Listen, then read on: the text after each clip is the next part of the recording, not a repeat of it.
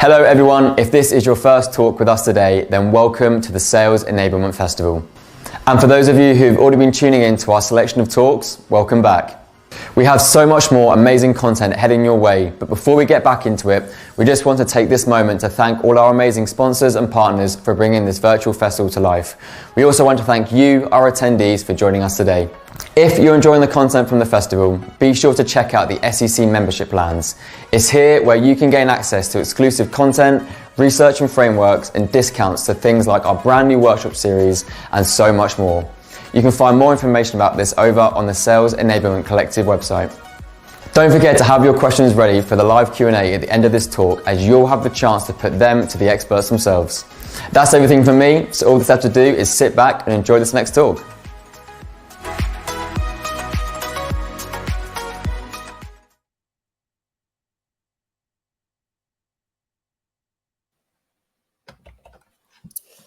Hello everyone, and yes, welcome back to this next talk. This talk is hosted by Kate Philpott, who is the Global Head of Sales and Service Enablement at Getty Images.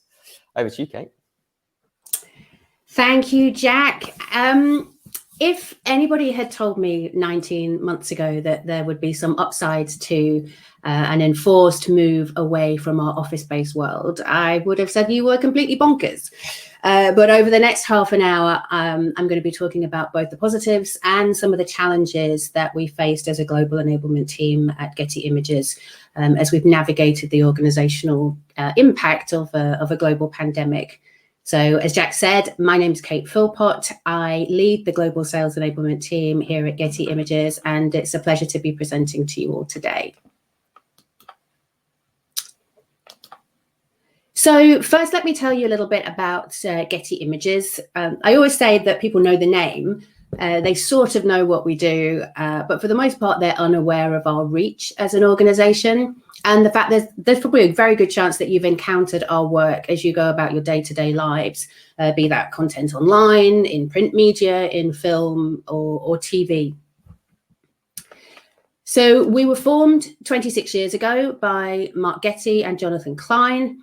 We are a world leader in visual content. We focus on continuing the job that we've done for years, which is to provide accurate, authentic, unretouched representation of individuals and communities with websites that do that in 14 languages, and a sales team operating out of 22 offices globally and serving over 1 million customers, as it says on the screen. The team I lead, relative to the number of individuals in the commercial organization, is really small.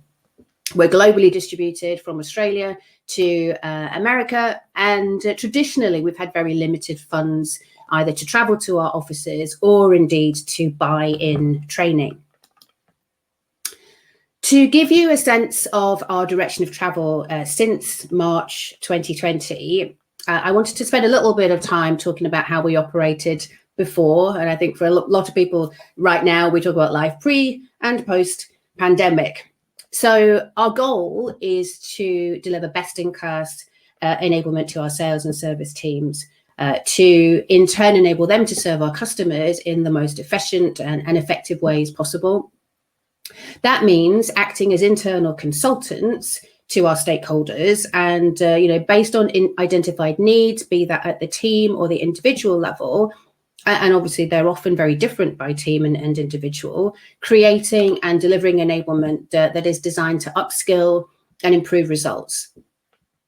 As I've mentioned, the enablement team is small relative to the number of sellers. So I lead our group. I deliver also training to our sales leadership and also to our senior sellers. There are 5 more of us in the team, 3 who support customer success and service, and then 2 who are dedicated to sales information management. So historically, we prioritize using our limited resources to focus on the onboarding of new hires, delivering that in person in our largest offices and using our learning management platform, about which more in a moment, to support us. Skills training was therefore a less than satisfactory hybrid of some reps in a room with the trainer, with others, usually those for whom English is not their first language, dialing in and enjoying a substandard experience of viewing sometimes the back of the trainer's head over an often sketchy internet connection.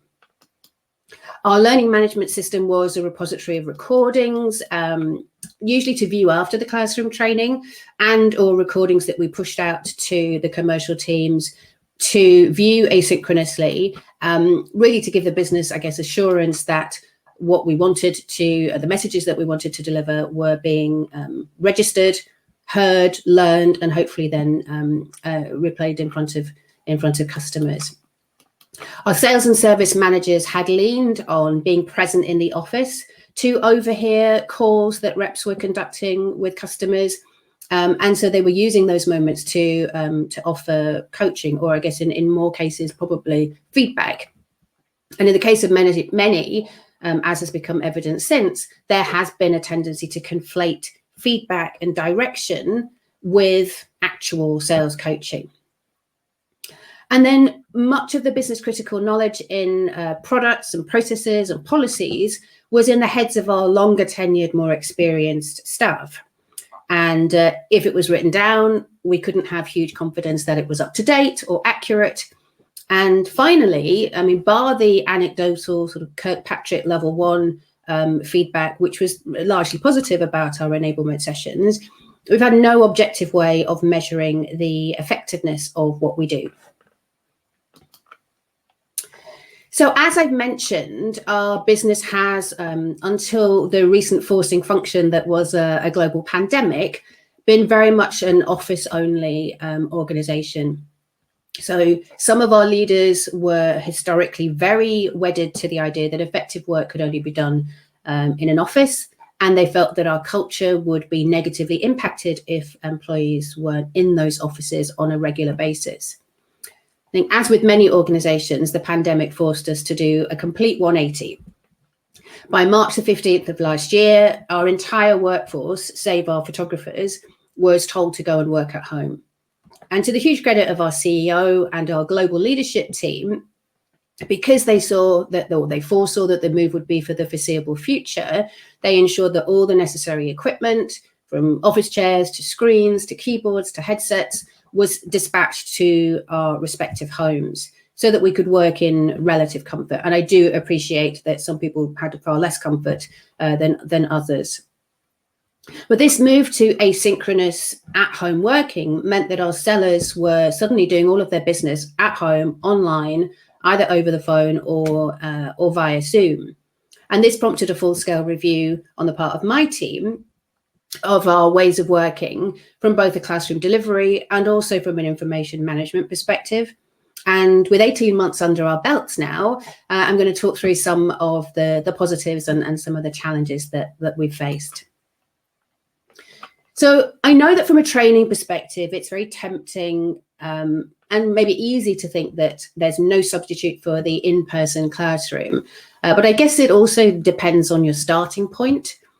So because my team hadn't ever had a trainer in every location, or I have not had a trainer in every location as part of the team, and because our budget for travel was relatively limited, the enforced working from home actually presented us with an opportunity.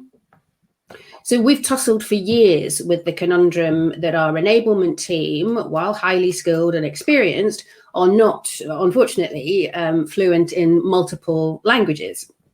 And our engagement surveys as an organization, not just within sales, have consistently highlighted the, employees' legitimate frustrations that our kind of English first approach, in inverted commas, to communications was not appropriately inclusive.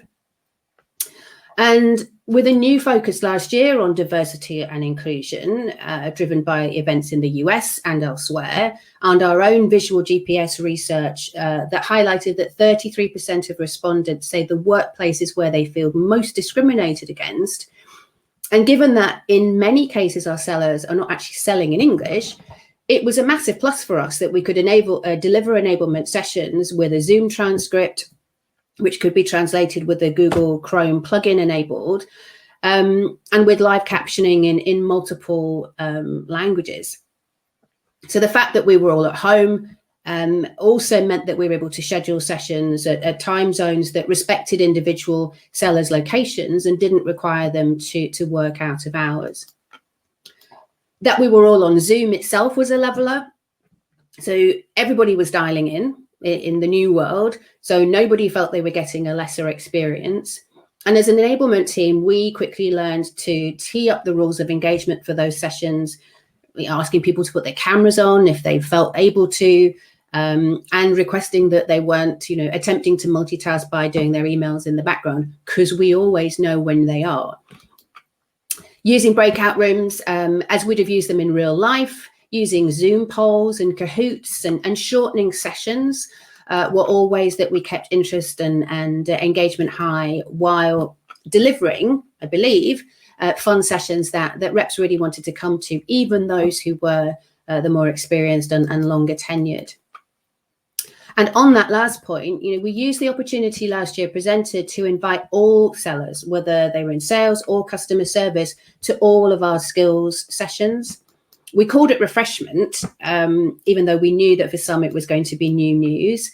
And despite that, despite whether they were newly hired or indeed of long tenure and experience, we majored on the point that commitment to ongoing professional development should be a core element of any seller's armory. And we use the analogy of high-level sport to reinforce that point. We talked about which sports person operating at high level do you know doesn't have a coach? How many people at the top of their game don't have a coach to enable themselves to stay there? And it seemed to be a message that landed really effectively, and we continue to remind people of it even today. And then there's the sales information side. So as I said a few minutes ago, our world pre-COVID was one where, arguably there was far too much reliance on the information that sat in people's heads. It's a happy coincidence that even pre-COVID, we had just started a project to decommission all of our old out-of-date SharePoint pages and move them all, 400 of them, into Salesforce Knowledge. And this was a huge lift with my team driving, but we needed to engage subject matter experts within our business to review old SharePoint pages and to write new articles. And as of much of what we do, it required an effective sales pitch to get those SMEs to commit, firstly, to writing their articles, and secondly, to writing those articles within the time frame that we had set for ourselves.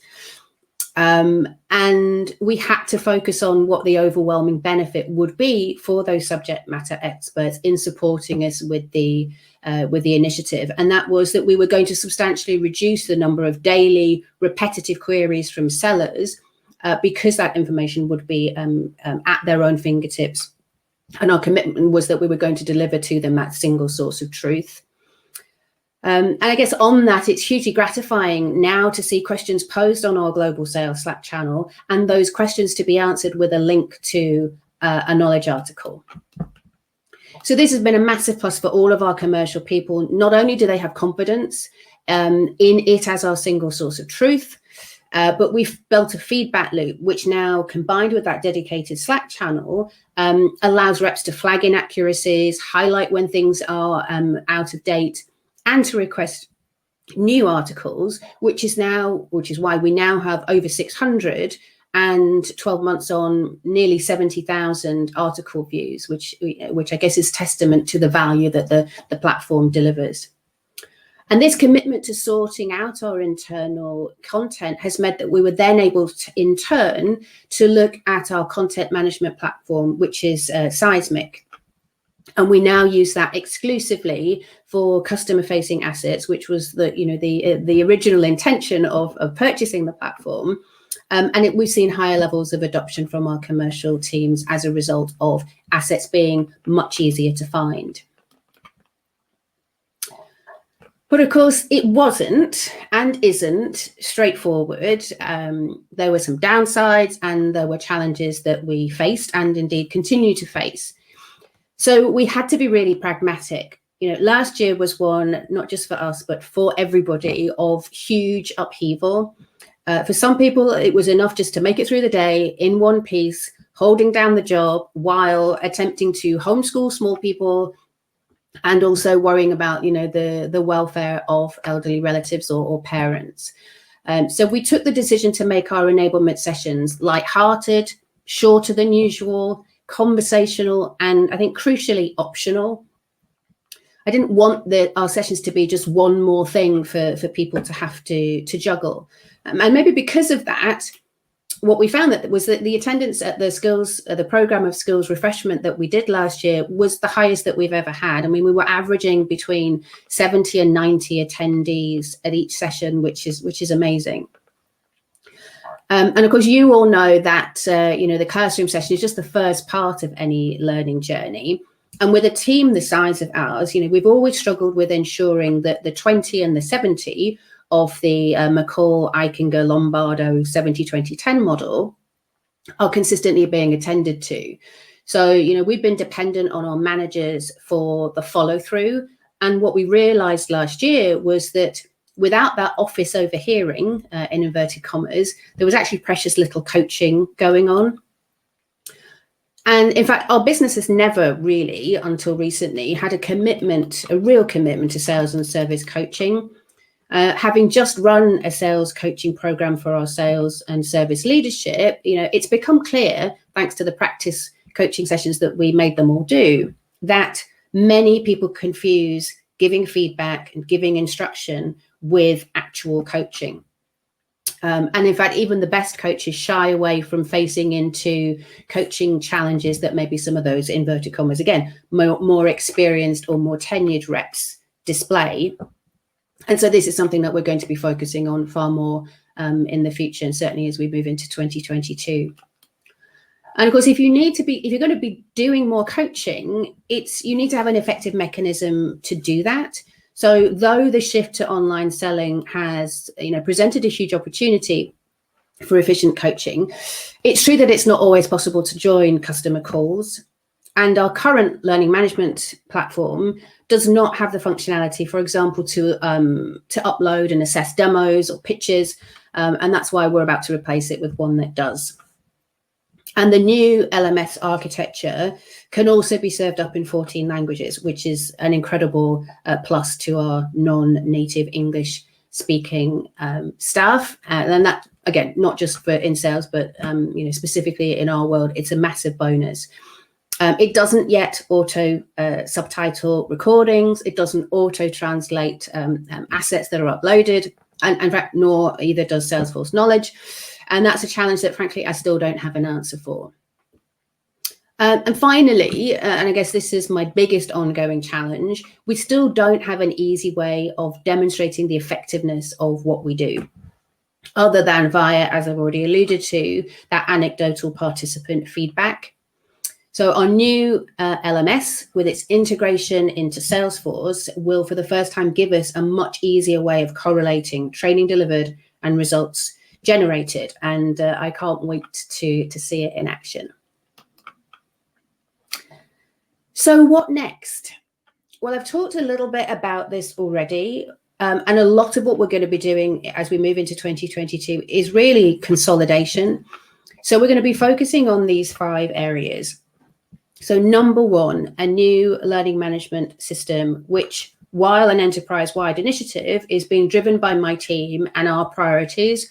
And our goal is to provide a platform that enables my team to deliver interactive training, whether that is online, whether that's instructor-led, both for new and existing employees, with the goal of promoting stronger, more effective sales and service conversations with our customers. It needs to enable us to effectively assess the quality of learning acquisition through visible assessment-driven practice, coaching and feedback. It needs to enable us to provide our managers with insight into what service and sales reps are doing and what they're not doing, enabling appropriate actions to be taken. It needs to allow us to track the completion of that training and be able to assess the impact of it on results. And from a user perspective, we need something that offers a clean, simple to use, intuitive interface, a la Netflix, that makes our learners want to come to the platform rather than grudgingly go when they're told to. The second thing that we'll be focusing on is more on sales coaching. So, we know that there are huge demands on our managers' times. It's not just sales coaching that they do.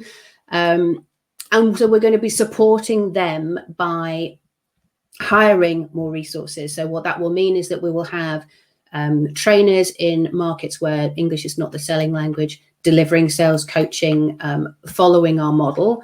And we're also hiring additional English-speaking heads and the role of those individuals will be to focus specifically on accompanying, virtually or otherwise, our sellers in conversations with customers and delivering developmental feedback post those calls. And the goal really of that is to build on the manager's contribution. We are not absolving our managers of the responsibility to have a good understanding of what their sellers are doing in front of their customers. The third thing is knowledge management. So, one thing that we have learned over the last 18 months or so, and it has become crystal clear, is that the work we've done so far in this area is not one and done. What's great about Salesforce Knowledge is that we can give each article a 12-month review date. We can then contact subject matter experts. We can ask them to review the article, confirm that it is indeed still in date, or indeed make necessary changes so that we can republish with a new date. And again, it just gives our reps confidence that our wiki is indeed the single source of truth in which they can have confidence. What we don't yet have is an equivalent solution for our SharePoint. So we use modern SharePoint, and we don't have an equivalent solution for modern SharePoint that, for example, would automate reminders on creation dates of SharePoint pages so that we are prompted to go back and again check that the information that we put into it is indeed still relevant and appropriate. The fourth thing, and this is my bête noire, is the data piece. So correlating training delivered with revenue generated is going to be hugely assisted with the interface of our new platform, our new learning management platform with Salesforce. For the first time, we will have actual data showing training delivered and the impact on revenue generated. And I'm really looking forward to the insight that will give us both at the rep and indeed at the team and the manager level. And then finally, I want to spend time building our internal brand. There are several reasons for this. I think it's really important and appropriate that my team get the recognition that they deserve, both as a team and as individuals. I want the rest of the business to see what my very small team is delivering. And we're doing things like publishing a newsletter. We just published our first one just yesterday, just to show people what we do, because it's not always evident. And ultimately, I guess that then backs up our case for more resources. I want that to be impossible to argue against. So things that I wish that I had known 18 months ago. Well, number one, traveling to offices, while nice to do, is certainly not a prerequisite for effective enablement, particularly if, as an enablement professional, you don't speak the language in which your sellers operate. On that, even when our offices start to reopen, as some have done in recent weeks, we're now working with a hybrid model. And what that means is that entire teams are not going to be in the office at the same time. So, bar for the opportunity to build relationships with employees who've joined in the last 15 months, my team is very likely to spend the majority of its time working at home and continuing to deliver its enablement virtually. There is a lot to be said for online as a leveler, as I've said, provided that you are leveraging and fully exploiting the functionality of the platforms that you're using. It doesn't have to be dry. Sessions don't have to consist of you listening to the sound of your own voice. You can still make them entertaining and engaging. It just requires a bit of thought and planning. And that's exactly the kind of thought and planning that I'm sure all of you are putting into your in-person sessions right now. A decent learning management platform is a critical element of a sales enablement armory, along with information management tools in which you all have confidence. So investing appropriate resources in this area is absolutely vital if your teams and you are going to continue to work asynchronously. Ultimately, the pandemic has been a forcing function for some initiatives that, in my view, we should have faced into addressing years ago, such as coaching, such as information management. And it's great that we're making progress in these areas. But, in moments of reflection, I do wonder if we would have made as much progress as we had it not been for COVID happening. So if I was to leave you with any message, it's that for me and my team, necessity has very much been the mother of invention. So being remote has enabled us to be on hand to support more of our internal customers than ever before. And as a result, we've delivered more. We've never delivered more, in fact, and we've never been consulted more frequently than we are now. We still have a huge amount to do, but I'm sure, as you will all recognize from your own worlds, when you add value, people will come. Thank you for listening. Awesome. Kate, thank you so much for taking the time to present to us. You're welcome. If anyone does have any questions for Kate, we do have a few more minutes left, so feel free to drop them into the chat. We do have one here from Andrew who said, how much do you believe your onboarding/coaching sessions will change once we move forward into 2022? I was going to say, I don't believe that they'll change. I mean, we're continually evolving our program. We are continually focusing on how effective our reps when they leave our onboarding and actually are put in front of actual customers having actual conversations. So it will change insofar as we survey the sellers, the new hires, and we also survey the managers, and we're asking continually about how prepared were they for the job that you've hired them to do. That's really where our focus will be as we evolve the program. We have a 3-week onboarding for our customer service teams. We have a 2-week onboarding for our sales hires. I don't expect that will change significantly. We're a very complex business, and what we found is that if we try and compress our onboarding into less time, metaphorically speaking, we end up with, brains being fried. We're throwing too much information at people and they just can't manage it. So we've decided on, the duration that we're working with right now, we believe is right for our sellers, and it gives them the time to absorb information and then be able to use it in a practical way when they leave us. Nice. Awesome. I hope that answers the question, Andrew. I do have one question for you as well. A lot of our audience are kind of like new to sales enablement and are kind of looking to kind of move up the career ladder. What advice would you have for someone who is kind of like very early on in their career in enablement and kind of wants to excel and move up the ladder? Gosh. Well, I would say a prerequisite to being effective in sales enablement is first to have been in sales. So everybody in my team has previously been in frontline sales. It doesn't matter to what level, but the key for anybody in sales enablement is credibility. And you build your credibility by being able to talk authoritatively to sellers about the job that they do. And as many of you know, I'm sure a lot of the time you will get, again, metaphorically speaking, in training sessions, arms folded, people sitting there, effectively saying, come on, impress me, or you don't know my job, you couldn't possibly understand the challenges. And so it's really important to be able to show that you do.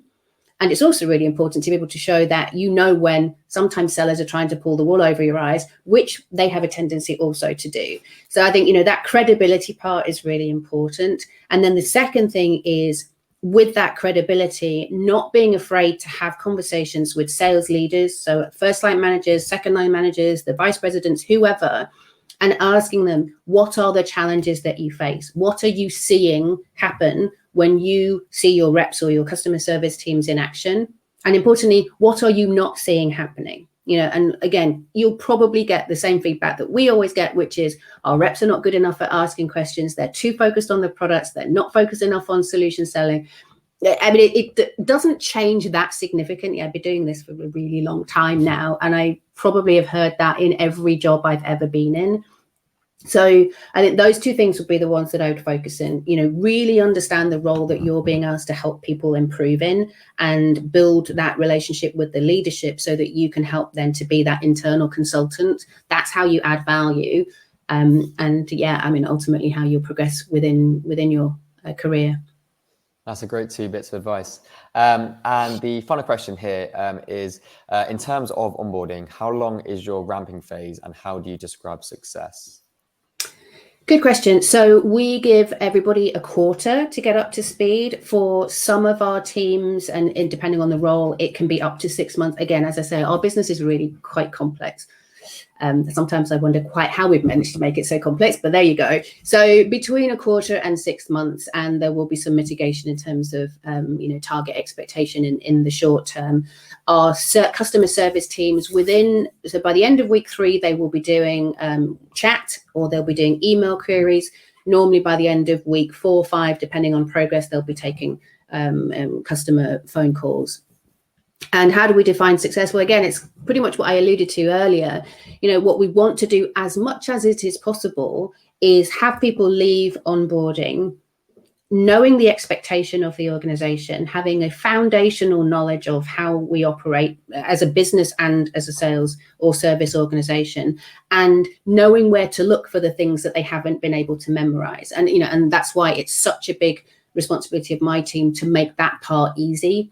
Because I've been with Getting Images now for just over 6 years. When I joined and I was a new hire and I was looking for information, it was a nightmare.